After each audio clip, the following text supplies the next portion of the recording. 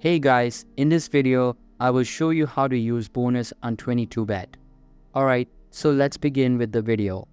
First of all, open your web browser, then on the search bar, type in 22bet.com. Once you enter that, then it will take you to this page. Now on this page, you will have to log into your account. And if you don't have an account, you can register for one by clicking on this link where it says registration. If you already do have an account, click on this login button, then log into your account.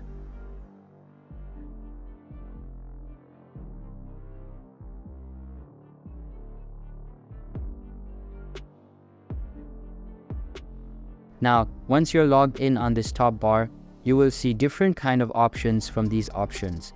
Click on the more option and then click on this where it says bonuses. Then it will show you different kind of bonus. All you have to do is choose one of these bonuses. Then click on this find out more button to see the instruction to get the bonus. Or you can also read the terms and conditions of the bonus to check if you are eligible to redeem the bonus or not. You can find different kind of bonus in this space. You can select any one and use it. So this is how you do it. I hope this video was helpful. Thanks.